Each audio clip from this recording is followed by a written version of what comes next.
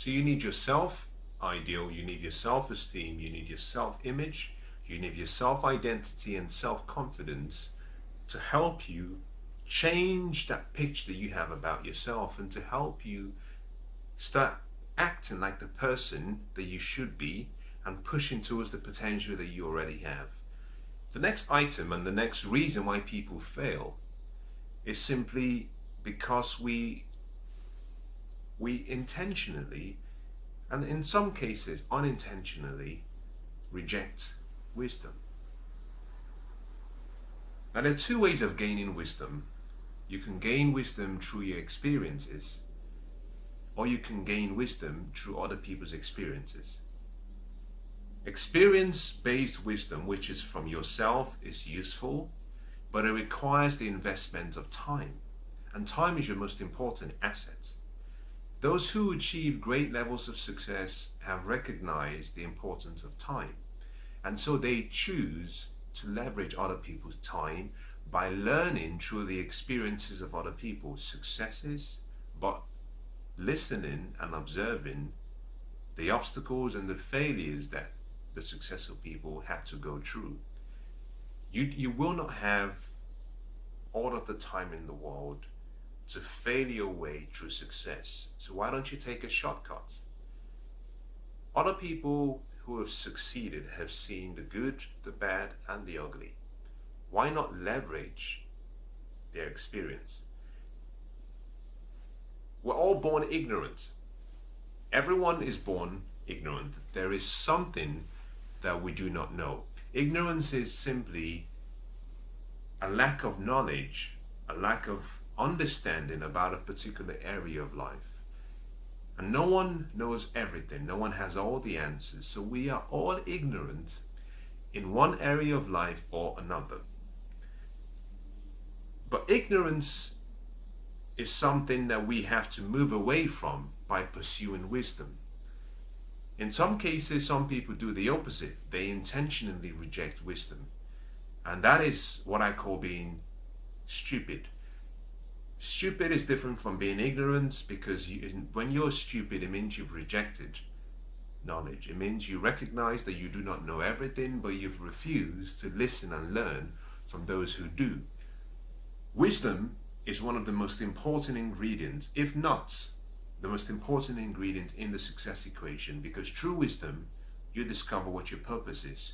Through wisdom, you understand your self-image, you understand who you are, the picture of what you have about yourself. Through wisdom, you learn everything about life. King Solomon is considered to be the wisest and the wealthiest king who ever lived, and person who ever lived. And he says that wisdom is the principal thing. That wisdom is the most important thing. And if it costs you everything that you have, he says, get it, because wisdom will guide you towards success. So decide today that you will become a learner. Now, how do you pursue wisdom? You simply intentionally decide that you're going to be a learner. Decide that you will become hungry about learning. Invest in yourself, invest in your mind, invest in your personal development. Read books, invest in the right relationships, invest in mentors, invest in a mastermind group. But invest in becoming a better person by choosing carefully an area of focus, because you cannot know everything. So decide based on your purpose, decide based on your passion, decide based on what excites you in life, what area you want to become the best in. And once you've identified that, dedicate some time, dedicate some energy, dedicate some of your money towards becoming the best in that area. Now, once you've started to gain wisdom, something interesting happens. You start to see opportunities, and you start to see recognize the people who can help you get to the future that you want. The sixth item and the sixth reason why people do not achieve success is because most people refuse, and some do not even know, the importance of setting goals. Goals hold the master key to any future.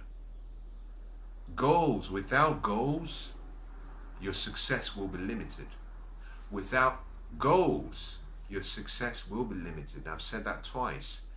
The master key to success is your ability to select, set, and achieve your goals. Anything short of this, you will fall short of your true potential.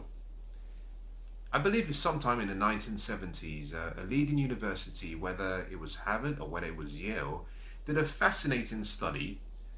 In the class of graduating students, they asked this group of people who were about to graduate how many of them had their goals of the future in written form, but also how many of them had a plan of how they were going to achieve their goals.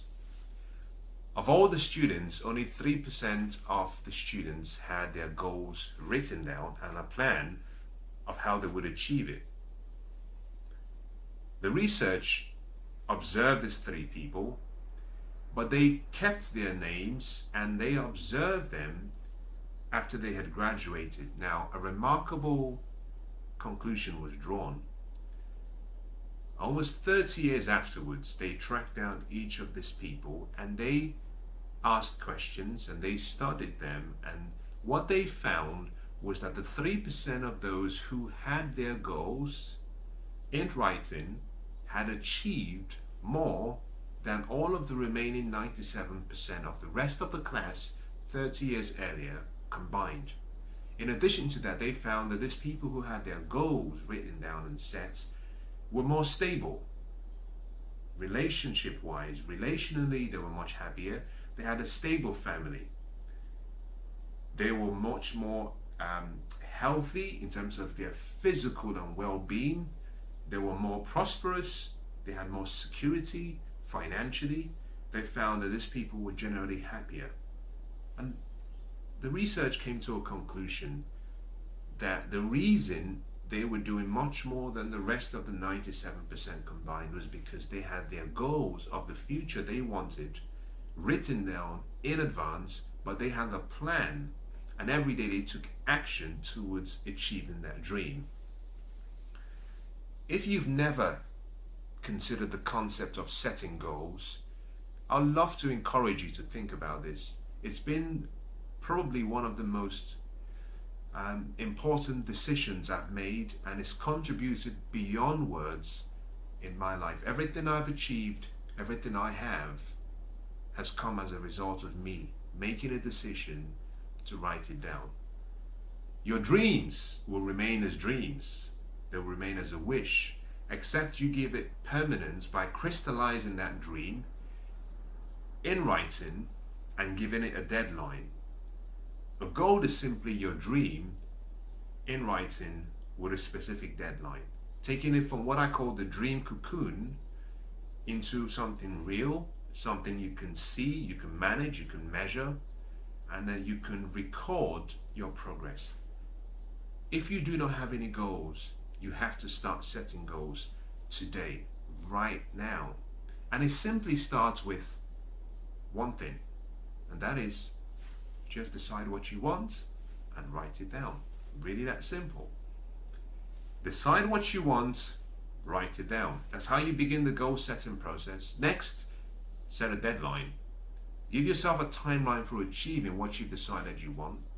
Next, prepare a plan, have a strategy, identify the reasons why you need that goal, identify the people who can help you achieve that goal, but take it a step further.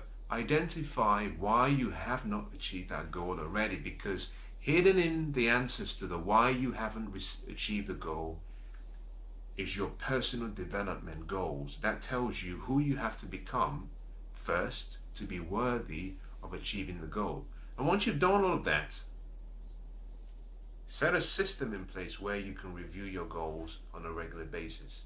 Now, once you've sorted out your goals, the next thing, which I've already mentioned, is you need a plan. Most people fail in life because they don't have a plan. As easy as it may seem, I love what Winston Churchill said. He says, no matter how beautiful the strategy is, you should occasionally look at the results. Planning is simply bringing in the future into the present so you can do something about it right now.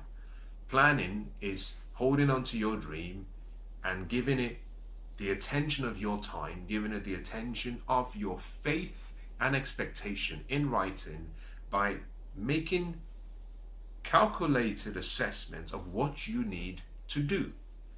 Planning is simply saying, this is what I need to do to achieve the goal. Your plan should always go together with a strategy. Your goal is the why, or rather, your goal is the what you want. Your purpose is the why you want it. Your plan are the steps you need to take, the what's you need to take. Your strategy is your how. You've identified what you want, you've identified what you need to do to get it. Now you need to identify how you will achieve each of those items, which is a strategy. In military terms, every battle is won, not based on how great the soldiers were. Every battle is won on strategy. Every battle is based on a well-detailed plan and a vigorously executed strategy. Strategy is what gets you victory.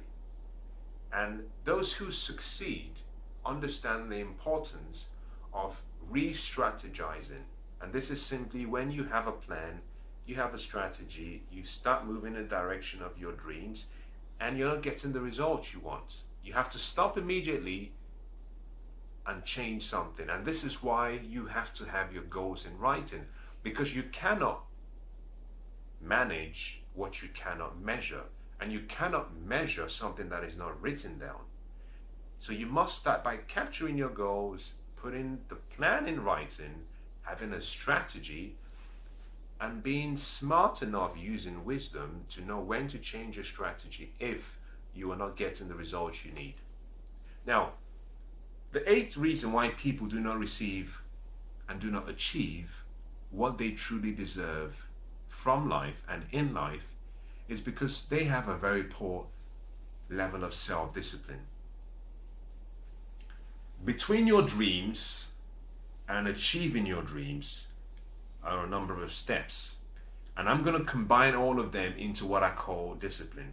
But really, there are a number of component parts that take you from your dreams, which is still in a dream cocoon, down to achieving your dream. First, I talked to you about converting those dreams into goals by capturing it. Next, I talked about a plan. Next, I talked about a strategy. Now, once you have all those four parts, that is only half of the equation to get you to achievement. The second half of the equation is sacrifice. Something has to let go. You have to let go of something to get something back. All success in any area of life requires sacrifice. You have to sacrifice your time. You have to sacrifice any form of instant gratification. You have to sacrifice who you are today to become who you should be. You have to sacrifice sometimes what you might consider to be the closest thing that brings you joy, and that is your past success. Sometimes you have to let go of your past success because it holds you back from the destiny of your future. If your attention is constantly looking back towards the past, you cannot reach your potential. You cannot reach your future. If you drive, I want you to make this observation next time you get into your car. There are a number of mirrors you have. You have the side mirror, you have the front mirror, you have the windscreen. The side mirrors are so small because it's only meant to be used sparingly. It's meant to be used just for a glance to see what's out there. In case there are any blind spots you can't see. Your rear view mirror is meant to be used to see just a little bit what's behind you. But as a driver, you're never expected to drive keeping your attention focused on the rear view mirror or the side mirrors, because if you do, you crash. Your attention should be faced in the future, in the front, and that's the reason why every car has a large windscreen, because all of your attention should be focused primarily on where you're trying to get to. In the same way, your past success is like looking back at your side mirrors and your rear view mirror. And the more you look at your past success, it holds on to you and it never wants to let go. And the more it holds on to you, the more it stops you from reaching out to your destiny in the future. I like what Paul the Apostle says. He says, forgetting all the things that are behind me, I press forward towards the mark. I press forward towards the future. You have to adopt the same principle. You must be willing to sacrifice your time, like I said, sacrifice who you are today, sacrifice instant gratification, sacrifice your past success. Now, combining sacrifice with self-discipline, when mixed together, provides the second part of the equation. But interestingly, that sacrifice with discipline needs time, which means you must have patience. You must have patience. The second part of that cocktail equation is sacrifice, self-discipline, and patience. Now, when you combine all of them, you have a beautiful cocktail called success. If you are going to reach your potential, you have to start seeing yourself much bigger than you can see through your natural eyes.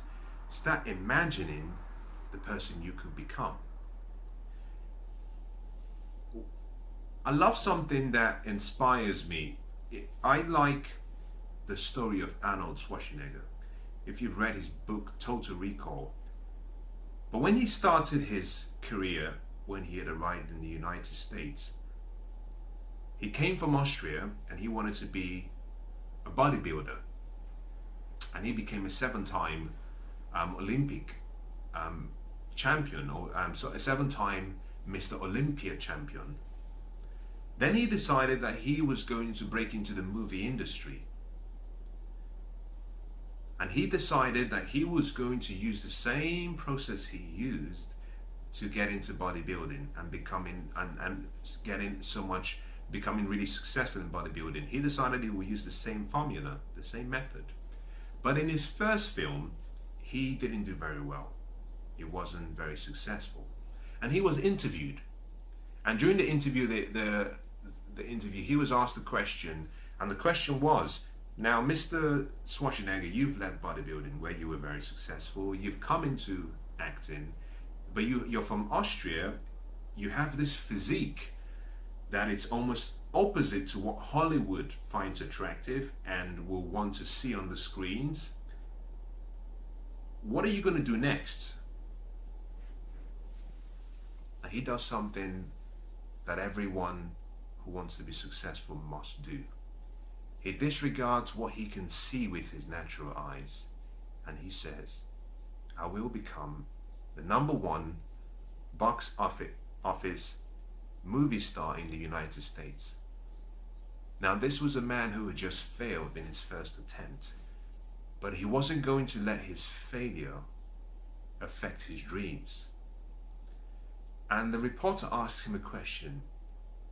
How do you intend to do that, considering that you just tried your first film and you failed?